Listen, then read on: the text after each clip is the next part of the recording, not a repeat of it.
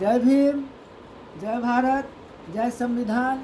मैं महंत मांझी इंजीनियर हरकृष्ण बाबू से ये जानना चाहेंगे कि मेरे जानते जो संविधान में अनुसूचित जाति का लिस्ट जोड़ा गया है, 341 में अनुसूचित जाति के लिए जो बताया गया है, उसमें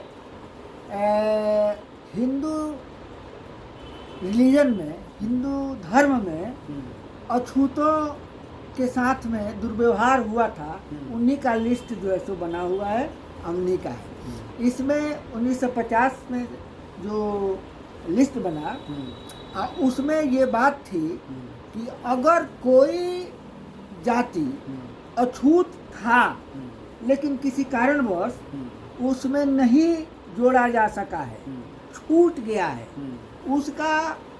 उसको जोड़ने कोई आदमी जोड़वा लिया है, गलती से मान लेके अपना हो पैरवी से या किसी तरह से, हाँ, तो उनको भी निकालने का पावर पार्लियामेंट को है।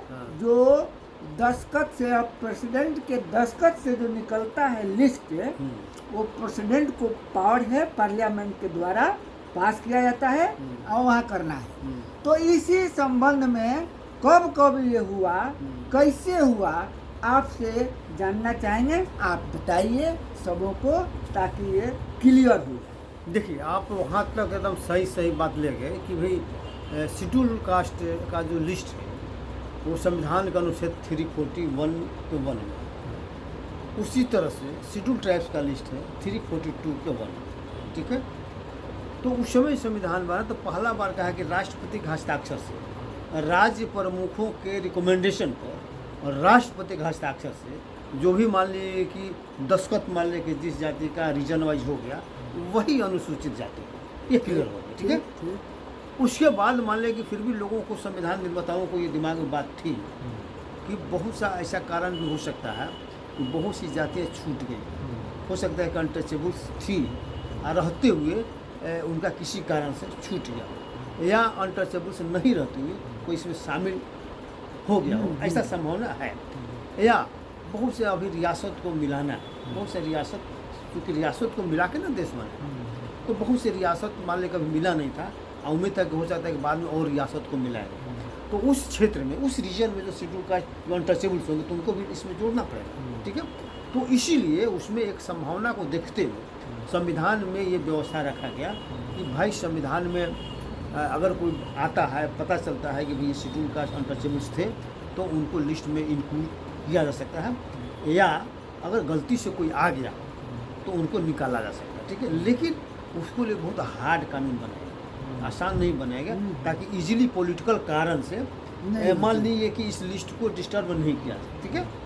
तो ये मान लें हो गया, और उसी को आधार बना के लोगों को अभी ये लगता है कि जो शेड्यूल कास्ट के जो लिस्ट में लोग हैं, तो जिससे मुसलमानों को लगता है जो पसमानदा है, तो वे बार बार कहते हैं कि भाई शेड्यूल कास्ट के लोग जो हैं, तो जो काम करते हैं वही हमारे लोग भी काम करते हैं। तो ये जब शेड्यूल कास्ट के लिस्ट में है तो मुस्लिम वही काम करते हैं, तो उस लिस्ट में क्यों नहीं है? तो ये लिस्ट जो है एक तरह से सांप्रदायिक है। उनका ये कहना है कि 341 जो है ये सांप्रदायिक है, इसलिए इसमें संशोधन होना चाहिए, ये उनका कहना है, ठीक है। और एक और आरोप करते हैं कि भाई जब बौद्धों को आपने ले लिया, बौद्धों को, 9 बौद्धों को 1990 में मान लिया, ले नहीं लिया गया, मतलब उसको, चूँकि पहले से शेड्यूल कास्ट था, वो शेड्यूल कास्ट के लिस्ट में था, लेकिन बाद में 1950 के बाद बाबा साहब के साथ और बहुत लोग बौद्धिस्ट बने, तो उनको सर्टिफिकेट नहीं बढ़ रहा था, क्योंकि ऑलरेडी पहले से वो शेड्यूल कास्ट की लिस्ट में हो जाती थी, लेकिन चूँकि उनका धर्म बदल गया, उसी आधार पर उनको नहीं मिल रहा था। तो बाद में यह निर्णय हुआ कि नहीं, ये तो ऑलरेडी शेड्यूल कास्ट के अनटचेबल्स थे, और जितना इनको भुगतना था, दंश झेलना था, अनटचेबिलिटी अभी झेले हुए ही है, तो इसलिए इनको मिलना चाहिए, ठीक है। और वही आधार पर 90 में मान लें कि उसको मिला, ठीक है। तो ये कहने का मतलब है कि ये लोगों को समझना चाहिए कि ये जो है काम के आधार पर शेड्यूल कास्ट का लिस्ट नहीं, पहले तो ये समझना, ठीक है। अगर काम के आधार पर इसको अगर सोचना कि है वो नहीं है, ये सिंपली जो है अनटचेबिलिटी के आधार पर, ठीक है। और अनटचेबिलिटी कब तक, जब संविधान लागू हुआ था तब तक, ठीक है। उससे पहले तक जो अनटचेबल्स के शिकार थे, और चूंकि मुसलमान बहुत पहले चले गए थे, उनकी अनटचेबिलिटी अगर हिंदू रहते हुए होगा भी, तो मान लीजिए कि जो धर्म स्वीकार कर लिए, तो मान लीजिए 200 साल 100 साल 150 साल पहले उनका अनटचेबिलिटी खत्म हो गई, ठीक है। तो इसीलिए उनके लिए ये लागू नहीं होता, ठीक है। एकदम ठीक, हम हाँ। सहमत है इससे। अच्छा, इसलिए- दूसरा कि अगर मान लीजिए कि स्वतंत्रता प्राप्ति के बाद, मान लीजिए कि संविधान लागू होने के बाद अगर कोई मुसलमान पहले हिंदू था, मान लीजिए अनटचेबल्स के श्रेणी में था, वो अनटचेबल था वो, अब बाद में अगर मुस्लिम धर्म स्वीकार कर लिया, तो वो अगर क्लेम करता तो उसके बारे में सोचा जा सकता है, जैसे बौद्धों के बारे में सोचा गया, ठीक है।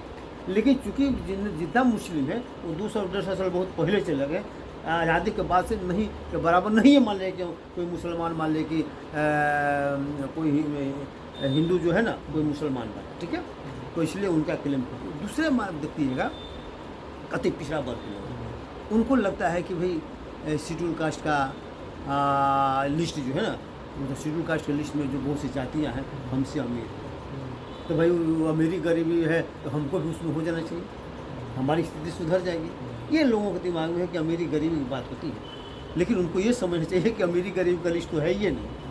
आप अनटचेबल थे कि नहीं थे, आपको प्रमाण देना पड़ेगा। 26 जनवरी 1950 के पहले अगर आप अनटचेबल्स थे, ये आपको प्रमाण मिलता है और उसकी जांच में सही पाया जाता है, तब आपको लिया जा सकता है, ठीक है। लेकिन चूंकि अब जब भी जांच होता है तो पता चलता है कि आप तो अनटचेबल्स थे ही नहीं, ठीक है, तो रिजेक्ट हो जाता है। तो आज भी उनको है कि अब जो चाहते हैं कि हम अमीरी गरीबी के आधार पर इसमें आ जाएं, तो नहीं हो सकते, ठीक है। तीसरा एक सवाल उत्पन्न होता है कि जैसे मुकेश सहनी ये आवाज़ उठा रहे हैं कि भाई बंगाल में हमारी जाति जो है ना शेड्यूल कास्ट में, तो बिहार में क्यों, हम बिहार के मल्लाहों को शेड्यूल कास्ट का दर्जा दिलाते हैं, ठीक है। तो उनको मालूम होना चाहिए कि जो अनटचेबल्स थे उन्हीं का लिस्ट है, धर्म के आधार पर नहीं, जाति के आधार पर नहीं, ठीक है, और स्थान के आधार पर। जिस एरिया में अनटचेबल्स एक ही जाति है, तो कहीं अगर अनटचेबल्स मानी गई और किसी वही जाति दूसरे एरिया में अनटचेबल्स नहीं मानी, तो जहाँ पर अनटचेबल्स मानी गई वहीं के उस जाति के लोग शेड्यूल कास्ट होंगे, और जहाँ अनटचेबिलिटी नहीं था वहाँ के लोग शेड्यूल कास्ट नहीं माने। उदाहरण के तौर पर जैसे बिहार में, जैसे मल्लाह यहाँ अनटचेबल्स नहीं माने, नहीं है, बंगाल में माने गए तो शेड्यूल कास्ट में है, यहाँ धोबी शेड्यूल कास्ट में, वही धोबी बंगाल में शेड्यूल कास्ट में नहीं, ठीक है। तो ये भी मान लें क्लियर कट मान लें किसमें है। अब एक सवाल उठता है कि 1976 के बाद, जिस आपने सवाल उठा है कि 1976 के बाद तो लिस्ट खत्म हो, लाइफ फाइनल, तो इसके संबंध में है कि देखिए बहुत से लोग आया तो काका कालेलकर आयोग बना, बैकवर्ड क्लास के लिए कमीशन बना। तो बैकवर्ड क्लास के लिए जब कमीशन बन गया तो उन्होंने जो रिपोर्ट दिया, तो 2 तरह का रिपोर्ट दिया। तो कहा कि ओबीसी के लिए क्या क्या रिकमेंडेशन किया, वो अलग किया। उसके अलावा उन्होंने एक और रिकमेंडेशन किया कि भाई ये फलाना जातियाँ जो है ये अनटचेबल्स रही हैं और इनका सारा रिकॉर्ड है, लेकिन ये जो है किन्हीं कारणों से शेड्यूल कास्ट की सूची में शामिल नहीं हो पाई है। और साक्ष्य के साथ उन्होंने रिकमेंड किया, कहा कि इनको शेड्यूल कास्ट और इनको शेड्यूल ट्राइब में शामिल कर लेना चाहिए, जो शेड्यूल कास्ट की लिस्ट में नहीं थी। तो मान लें कि सरकार ने बैकवर्ड क्लास के लिए ओबीसी के लिए जो रिकमेंडेशन था उसको तो रिजेक्ट कर दिया, लेकिन जो शेड्यूल कास्ट में शामिल करने का जो मान लें उनका रिकमेंडेशन था, और मान लें उसका रिकमेंडेशन था एसटी में शामिल करने का, उस रिकमेंडेशन को बजाते जांच करवाया गया और आरजीआई का जो रिकॉर्ड है उसे टैली कराया गया। टैली कराने के बाद अनुसूचित जो भी प्रक्रिया है उस प्रक्रियाओं का पालन करते हुए 1976 में जो भी था उसको ऐड कर दिया गया, ठीक है। जो प्रक्रिया था संसद द्वारा पारित करा के उसको ऐड कर दिया गया, ठीक है। उसके बाद कोई ऐसा रिकमेंडेशन नहीं आया। जैसे मंडल कमीशन बना तो मंडल कमीशन भी कोई रिपोर्ट नहीं दिया, ठीक है। तो ये माना गया कि 1976 में जो भी मान लें कि जो छूटे भटके थे सारे लोगों का लिस्ट आ गया और सारे लोगों को इस सूची में शामिल कर लिया गया। अब अस्पृश्यों की कोई छूटा हुआ आदमी नहीं है जो अस्पृश्य था और इस सूची में नहीं है, ठीक है।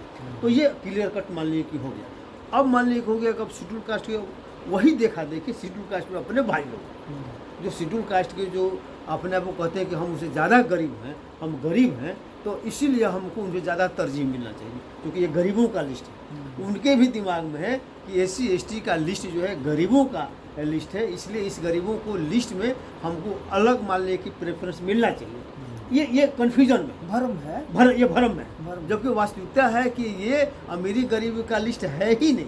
ये अमीरी या गरीबी का तो कुछ तय नहीं होना है, ये सिर्फ उसी पर तय होना है कि 26 जनवरी 1950 के पहले तक, संविधान लागू होने के पहले तक अनटचेबल्स थे कि नहीं थे। शैक्षणिक डिग्री का भी कोई महत्व कोई वैल्यू नहीं, कोई वैल्यू नहीं, कोई वैल्यू नहीं। ना वो पढ़ लिए हैं चाहे अनपढ़ हैं, नहीं उसे कोई, दोनों को एक ही हाँ समय से बाबा उसे कोई मतलब नहीं है। वो अनटचेबल्स का लिस्ट है कि ये भाई 1950 के पहले तक जो अनटचेबल्स थे, अनटचेबल्स माने गए थे, उन्हीं का ये लिस्ट है।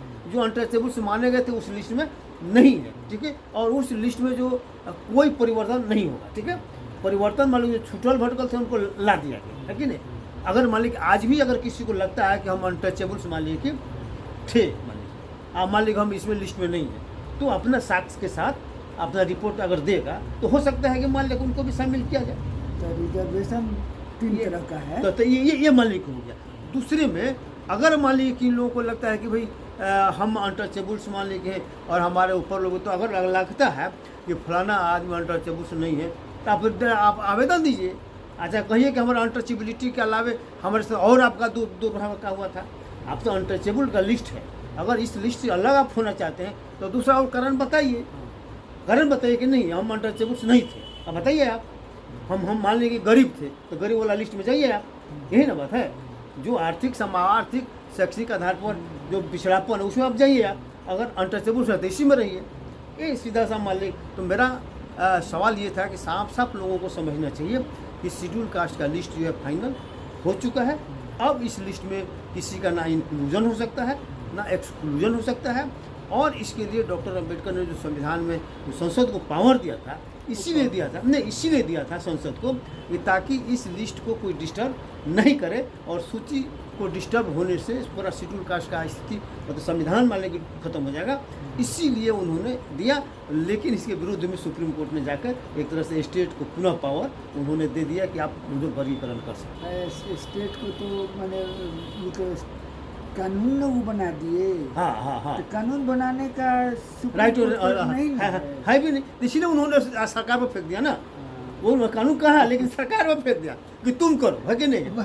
तुम करो, रिपोर्ट लाओ, वही आप किया गलत ना फेंका। हाँ गलत न फेंका बनाएगा। हाँ स्टेट कहाँ से बनाएगा। हाँ पार्लियामेंट अपना करेगा वो, इनको तो करना ही नहीं चाहिए था। वो सीधे कहते हैं कि ये पार्लियामेंट से होना है, इसलिए पार्लियामेंट के बाद वहाँ जाइए, उसको देना सीधे उसको रिजेक्ट करना चाहिए। तो कोर्ट में कहा कि भाई कोई उपाय नहीं है, कोई मान लो कि संविधान में व्यवस्था नहीं है, अगर मान लो कराना तो पार्लियामेंट करेगा और पार्लियामेंट के आप जाइए आप, ठीक है। ये उसको करना चाहिए था, लेकिन खैर अपने इनकम्पिटेंसी से बाहर जाके सुप्रीम कोर्ट ने मान ली कि इस तरह से आदेश दिया और हमारे लोग भ्रमित हैं। आज न कल इस भ्रम से लोग निकलेंगे और निश्चित रूप से इसी व्यवस्था में उनको आगे बढ़ना है। अगर शेड्यूल कास्ट में रहना है तो इसी लिस्ट रहेगा, इस लिस्ट को इधर उधर हेरा फेरी नहीं होगा।